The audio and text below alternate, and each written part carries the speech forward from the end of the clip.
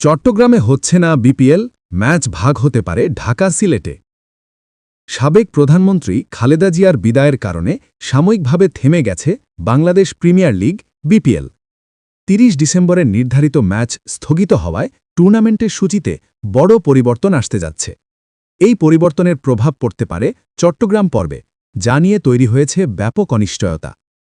BCB সংশ্লিষ্ট সূত্রের বরাতে জানা গেছে, বর্তমান পরিস্থিতিতে চট্টগ্রাম পর্ব আয়োজন করা হবে কিনা তা নিয়ে গভর্নিং কাউন্সিল দ্বিধায় হয়েছে।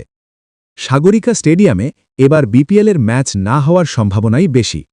দেশের সামগ্রিক অবস্থা এবং যাতায়াত সংক্রান্ত জটিলতার কারণে একাধিক ভেন্যুতে ভ্রমণ করতে আগ্রহী নয় ফ্র্যাঞ্চাইজিগুলো।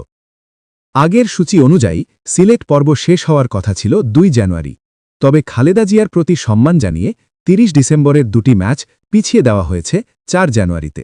সেদিন সিলেট টাইটেন্সের বিপক্ষে চট্টগ্রাম রয়্যালস এবং ঢাকা ক্যাপিটালসের বিপক্ষে রংপুর রাইডার্সের ম্যাচ অনুষ্ঠিত হওয়ার কথা। সবশেষ খবর অনুযায়ী যদি চট্টগ্রাম পর্ব চূড়ান্তভাবে বাতিল হয়, তাহলে ওই পর্বের ম্যাচগুলো সিলেট ও ঢাকায় ভাগ করে আয়োজন করা হতে পারে, যদিও এ বিষয়ে এখনও বিসিবির পক্ষ থেকে আনুষ্ঠানিক কোনো ঘোষণা দেওয়া হয়নি।